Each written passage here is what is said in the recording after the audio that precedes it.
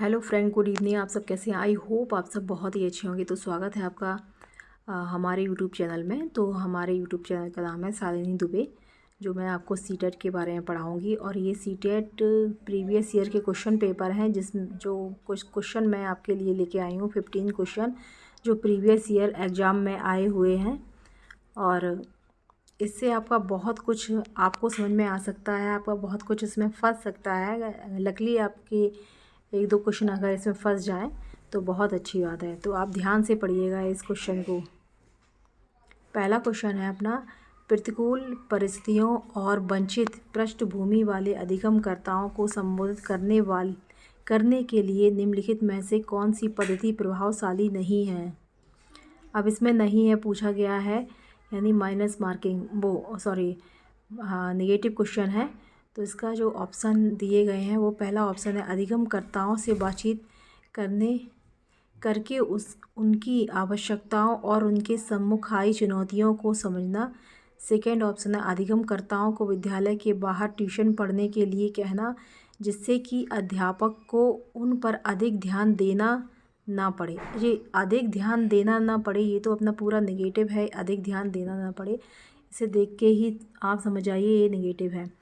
Next option है, विद्यार्थियों को संतुलित चुनौतीपूर्ण लक्ष्यों के लिए अभिप्रेरित करना और उपयुक्त शिक्षण सहायता उपलब्ध कराना।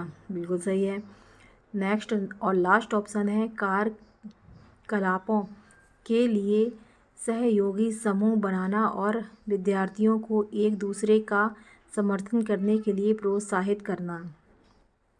देखिए, इसमें नेगेटिव क्वेश्चन पूछा गया है, तो अपना जो नेगेटिव क्वेश्चन है वो है सेकेंड, जिसमें लिखा है अधिक ध्यान न देना। अधिगमकर्ताओं को विद्यालय के बाहर ट्यूशन पढ़ाने के लिए कहना, जिससे कि अध्यापक को उन पर अधिक ध्यान न देना। तो नेगेटिव का भाई नेगेटिव है, इसलिए इसका नेगेटिव ही आंसर होगा। नेक्स्ट अपना क्वेश्चन है, बच्चों के अधिगम में शारीरिक स्वास्थ्य और सांवेगिक अवस्था। तो इसका जो ऑप्शन दिए गए हैं वो पहला ऑप्शन है, का कोई प्रभाव नहीं होता है। सेकंड, की एक महत्वपूर्ण भूमिका है।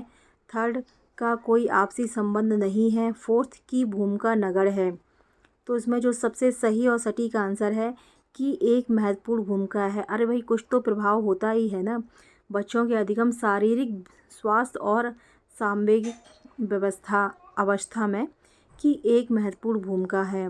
नेक्स्ट अपना क्वेश्चन है, कक्षा में अर्थपूर्ण अधिगम को प्रोत्साहित करने के लिए अध्यापिका को पहला ऑप्शन है विद्यार्थियों की सहायता करनी चाहिए कि वे अपने मनोभावों और अभिप्रेरणों को सुव्यवस्थित कर पाएँ।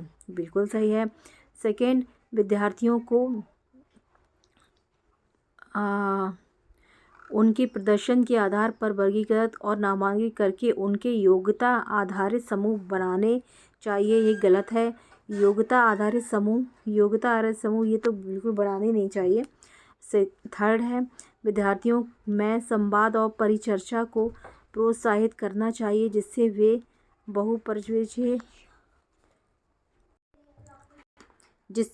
बहुपरिप्रेक्ष्य करने में सशक्त हों। ये बिल्कुल सही आंसर हमें दिख रहा है। प्रोत्साहित करना चाहिए, हतोत्साहित तो बिल्कुल नहीं करना चाहिए, प्रोत्साहित करना चाहिए। या पॉजिटिव पॉइंट है ये। और अपना फोर्थ है, सबसे लास्ट है, कक्षा में विविधता की उपेक्षा करके, अरे भाई उपेक्षा ही बता दिया गया है, शिक्षण की मानक विधि को अपनाना चाहिए। बिल्कुल रॉन्ग है। और सब अपना आंसर है पहला और तीसरा। पहला है, विद्यार्थियों की सहायता करनी चाहिए कि वे अपने मनोभावों और अभिप्रेरणों को सुव्यवस्थित कर पाएं। और तीसरा है, विद्यार्थियों में संवाद और परिचर्चा को प्रोत्साहित करना चाहिए, जिससे वे बहुपरिप्रेक्ष्य करने में सशक्त हों। तो अपना नेक्स्ट अब क्वेश्चन है, अधिगम एक डैश और डैश प्रक्रिया है। इसमें प्रक्रिया पूछी गई है, तो जटिल सक्रिय, सेकेंड है सरल रेखीय, थर्ड है सरल और व्यक्तिगत, और फोर्थ है जटिल और निष्क्रिय। तो कैसी प्रक्रिया? तो जटिल और सक्रिय प्रक्रिया। अधिगम एक जटिल और सक्रिय प्रक्रिया है। ये बहुत ही मोस्ट इम्पॉर्टेंट क्वेश्चन है, लगभग सभी सेट में ये पूछा गया है।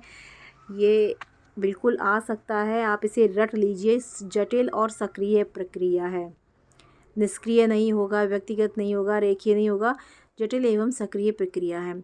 नेक्स्ट अपना क्वेश्चन है, अपनी कक्षा में अर्थपूर्ण अधिगम को सुसाध्य बनाने के लिए अध्यापिका को अपनी कक्षा में सामाजिक, सांस्कृतिक, धार्मिक, भाषीय विविधता को डैश चाहिए। टालना गलत है, उपेक्षित करना गलत है, समझना बिल्कुल सही, अनदेखा करना गलत है।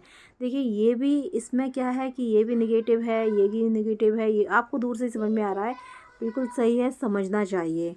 ठीक है, अपना अलग क्वेश्चन है। नेक्स्ट क्वेश्चन है, कक्षा में प्रभावशाली अधिगम के लिए डैश वातावरण की रचना करनी चाहिए बजाय डैश वातावरण के। तो इसमें पहला ऑप्शन है सहयोगिक प्रतिस्पर्धिक, सेकेंड ऑप्शन है प्रतिस्पर्धिक सहयोगिक, तीसरा ऑप्शन है भयावह सुसाध्यक, चौथा ऑप्शन है प्रतिस्पर्धिक सुसाध्यक। तो इसमें जो सही है वो है पहला वाला, सहयोगिक और प्रतिस्पर्धिक। अब अपना नेक्स्ट क्वेश्चन है, निम्नलिखित में से कौन सा उदाहरण विद्यार्थियों को अधिगम के लिए अभिप्रेरित करने के लिए प्रभावशाली पद्धति है? पहला है पाठ उपस्थित करना, विशेषकर जब विद्यार्थियों को कोई नया कौशल सीख रहे हों। सेकेंड ऑप्शन है सीखने से ज़्यादा कार्य पूर्ण करने पर बल देना। थर्ड ऑप्शन है वे कार्य देना जो कि बहुत सरल हों। फोर्थ ऑप्शन है प्रतियोगिताओं के लिए बहुत से अवसर उत्पन्न कराना। तो इसका पहला आंसर है पाठ उपलब्ध कराना, विशेषकर जब विद्यार्थी कोई नया कौशल सीख रहे हों। अगला अपना नेक्स्ट क्वेश्चन है, बच्चों के चिंतन के विषय में निम्नलिखित में से कौन सा कथन सही नहीं है? सही नहीं है पूछा। अब इसमें आप एकदम कान खोल लीजिए और एकदम ध्यान दीजिए क्वेश्चन में क्या अपना आंसर कहते हैं। चारों ऑप्शन, पहला ऑप्शन है बच्चे अपने आसपास की विविध घटनाओं के बारे में स्वयं अपने सिद्धांतों की रचना करते हैं। सेकेंड ऑप्शन है बच्चे प्रत्ययों को स्वयं नहीं सोच सकते और अध्यापक की मूल भूमिका उन्हें जानकारी उपलब्ध कराना है। थर्ड ऑप्शन है बच्चे अपने आसपास की विविध घटनाओं के बारे में सक्रियतापूर्वक सोचते हैं और उनमें अन्वेषण, छानबीन की लालसा होती है। बिल्कुल सही है। नेक्स्ट अपना है बच्चे अपने आसपास की वस्तुओं को जानने के लिए जन्मजात जिज्ञासु होते हैं। भाई जन्मजात से जिज्ञासु नहीं होते हैं, लेकिन होते हैं, ये है। तो अपना इसमें जो सबसे सही आंसर है, सटीक आंसर है, वो है बच्चे प्रत्ययों को स्वयं नहीं सोच सकते और अध्यापक की मूल भूमिका उन्हें जानकारी उपलब्ध कराना है। बच्चे प्रत्ययों को स्वयं नहीं सोच, इसमें स्वयं लिखा, नहीं सोच सकते और अध्यापकों की मूल भूमिका उन्हें जानकारी उपलब्ध कराना है। ये अपना सबसे नेगेटिव क्वेश्चन है, यही होगा।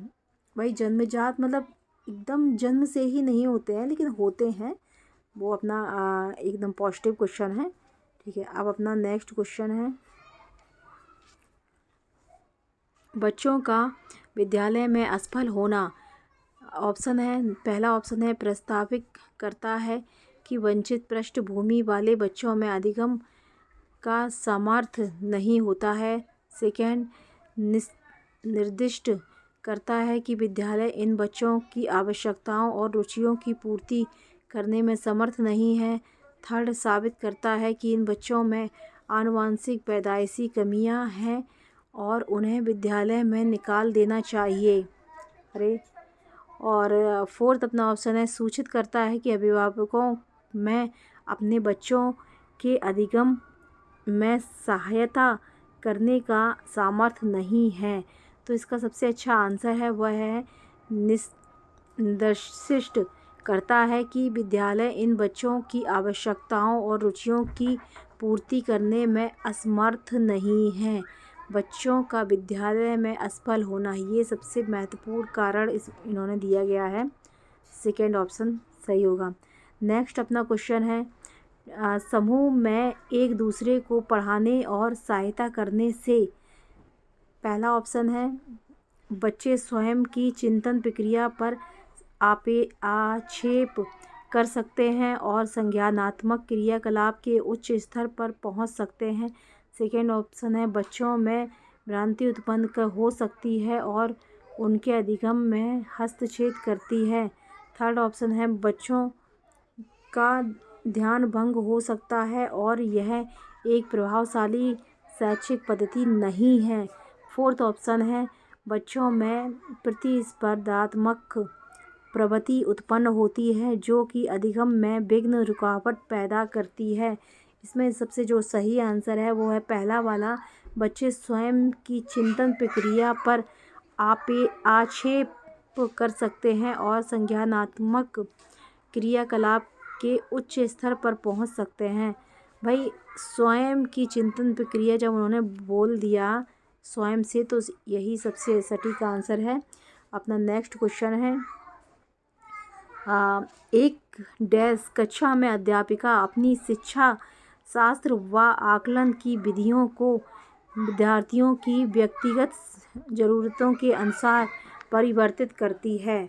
तो पहला आपका ऑप्शन है अध्यापक केंद्रित, दूसरा है प्रगतिशील, तीसरा है पाठ्य पुस्तक केंद्रित, चौथा है व्यवहारवादी। तो इसमें मैं आपको बता दूं, ये क्वेश्चन सबसे इम्पोर्टेंट क्वेश्चन है, ये बार बार पूछे जाने वाला क्वेश्चन है।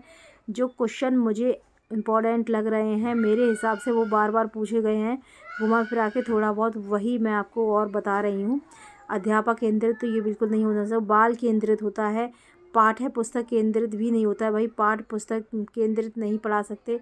व्यवहारवादी केंद्र ये बिल्कुल नहीं हो सकता, प्रगतिशील हो सकता है। तो इसका आंसर है सेकेंड नंबर प्रगतिशील। ये बहुत ही मोस्ट इम्पोर्टेंट क्वेश्चन है, आप इसे एक बार ज़रूर देखिएगा। तो अपना नेक्स्ट क्वेश्चन है, विकास के विषय में निम्नलिखित में से कौन सा कथन सही है। पहला ऑप्शन है, बच्चों के विकास में बहुत सी सांस्कृतिक विविधताएं होती हैं। सेकेंड ऑप्शन है, संसार में सभी बच्चों का विकास एक ही क्रम में या सुनिश्चित समय से होता है। थर्ड ऑप्शन है, विकास सुरुचिपूर्ण सुव्यवस्थित समूह की अवस्थाओं में पूर्व निश्चित आनुवंशिक घटकों के कारण होता है। फोर्थ ऑप्शन है, विकास एक सरल और एक देशीय प्रक्रिया है।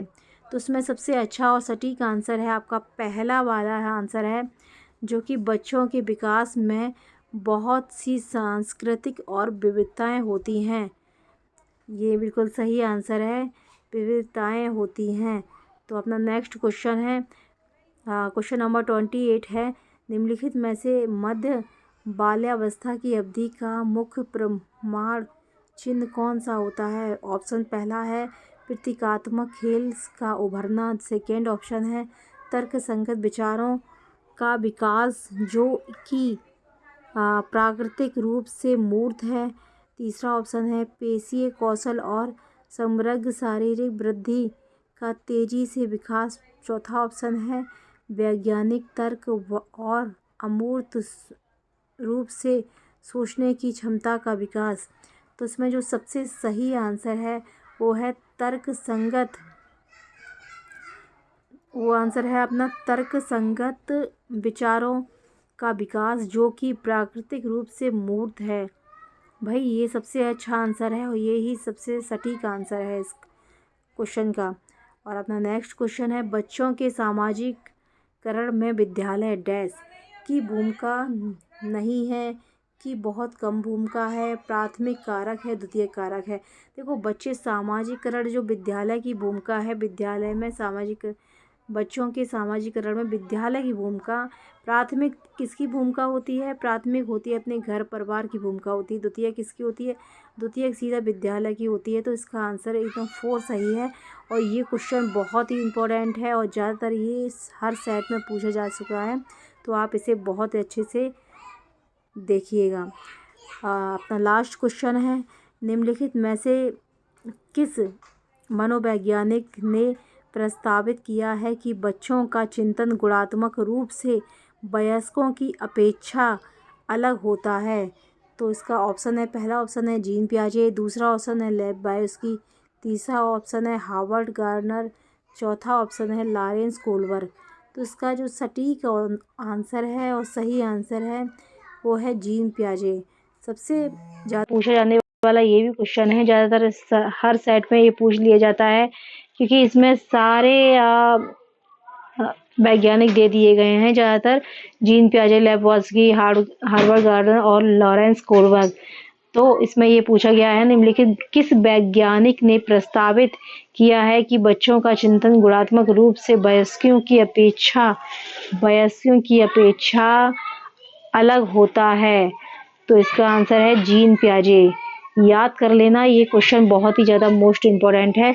तो अपने 15 क्वेश्चन आज हो गए हैं और कल भी मैंने 15 क्वेश्चन करा दिए थे। 15 + 15 = 30 क्वेश्चन हो गए। बहुत अच्छी तरह आप देखिएगा, इसमें से घुमा फिरा के भाई क्वेश्चन वो देता है, क्वेश्चन वही होते हैं, बस उसे घुमा फिरा देता है। इसमें जो 5 क्वेश्चन जो मैंने आपको बताए हैं, जो बहुत ही ज़्यादा इम्पोर्टेंट हैं सॉरी, तो फिर वो बार बार पूछे जाने वाले क्वेश्चन हैं, आप उसे और भी ध्यान से पढ़िएगा। आप चाहें तो ये सेट 2 बार देख सकते हैं। और please like, share and subscribe. अगर आपको अच्छा लगे तो आप लाइक कर दीजिए। ओके, धन्यवाद, थैंक यू।